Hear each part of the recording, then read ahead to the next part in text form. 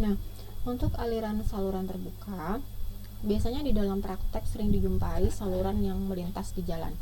Namun, untuk memecahkan masalah, dalam pemecahan masalah perlintasan ini pada umumnya dibuat suatu bangunan yang disebut gorong-gorong. Nah, bentuk gorong-gorong itu adalah saluran tertutup, tetapi alirannya adalah aliran terbuka. Paham maksudnya? Karena kalau alirannya tertutup, maka misalnya ada gorong-gorong, dia memenuhi full isi gorong-gorong itu. Namun kalau di jalan itu kan tidak full memenuhi salurannya, dia hanya separuh, kadang tidak sampai penuh memenuhi saluran.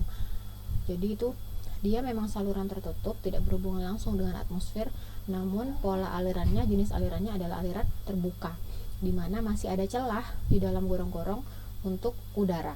Tidak full aliran, tidak full fluida, tidak full fluida cair, maksudnya tidak full air, tetapi masih ada fluida dalam bentuk gas.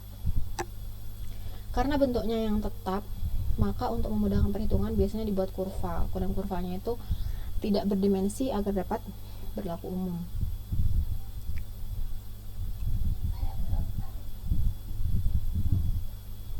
Nah, untuk penampang lingkaran, apabila angka n diambil tetap dan tidak bergantung pada variasi kedalaman air, maka dapat dibuat kurva hubungan antara Q dan Q0, debit dan juga debit awal, serta V dan V0, di mana harga tersebut merupakan harga perbandingan antara debit Q dan kecepatan V untuk suatu kedalaman aliran Y terhadap debit awalnya dan kecepatan awalnya dari kondisi aliran penuh. Itu rumusnya ya, dari rumus Manning. Dapat dilihat bahwa untuk harga N konstan dan kemiringan I konstan, I tadi kan kemiringan dasar saluran ya, maka kecepatan aliran atau V hanya bergantung pada besarnya R atau jari-jari hidrolik, yang sangat tergantung jari-jari hidrolik itu pada kedalaman aliran atau Y, karena perhitungan kedalaman hidrolik itu ada terkait dengan kedalaman aliran.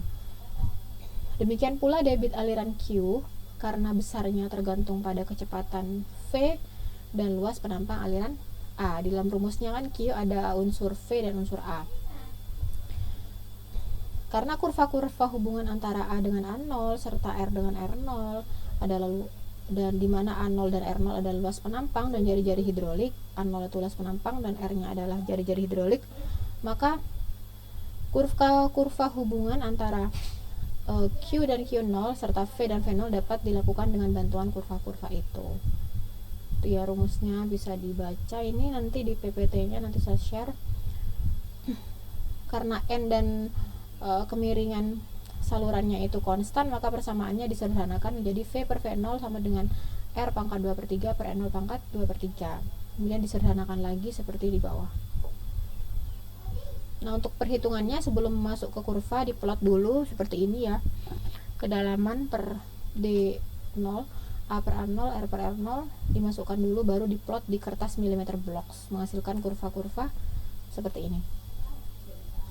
Nah, gitu.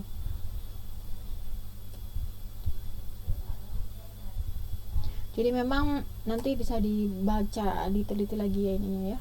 Ini perbandingan antara Q dengan Q0. Kemudian ada AR juga terhadap AR0, A0 dan R0 maksudnya.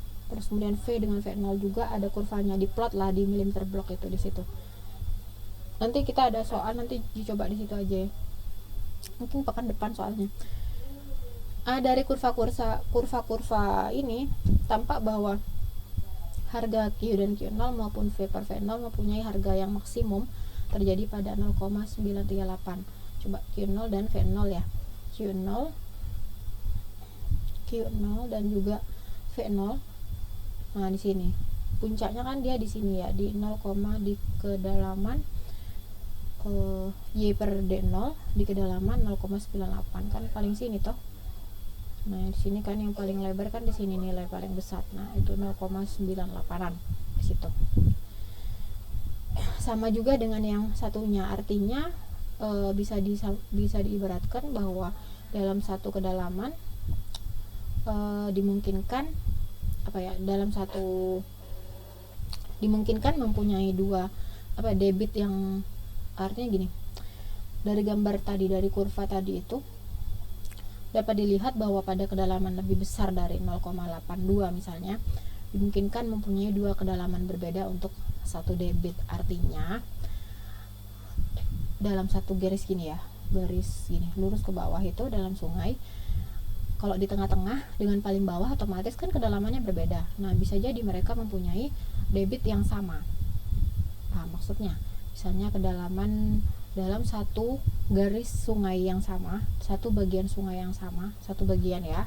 Ini misalnya satu bagian dari atas ke bawah dalam kedalaman yang berbeda, misalnya kedalaman 50 cm dengan kedalaman 52 cm.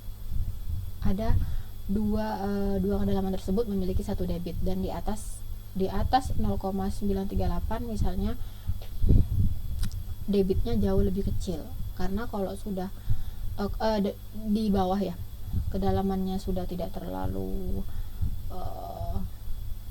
semakin ke bawah kan berarti mana ya gambarnya ya, harus digambarin ini sebenarnya.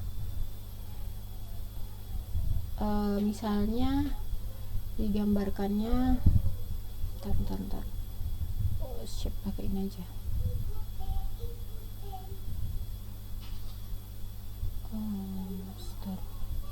Ini dalam pola, misalnya kedalaman paling atas ini dalam satu bagian saja. Kalau dari atas sini ke bawah misalnya 2 meter. Nah, berarti kalau dari tengah sini doang ke bawah kan kedalamannya lebih kecil tuh, tidak terlalu dalam. Artinya semakin mendekati ke dasar biasanya debitnya juga semakin kecil karena hubungannya dengan gaya gesek pada saluran.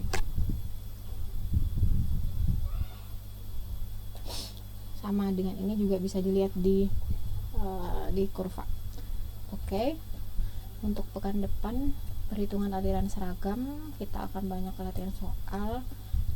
Ada latihan soal menggunakan cara aljabar, terus kemudian ada latihan soal dengan cara uji coba seperti apa, terus dengan menggunakan kurva pendekatan secara grafis seperti itu ya. Insya Allah itu yang bisa disampaikan. Videonya putus-putus, nanti silakan ada 3 YouTube yang bisa dilihat.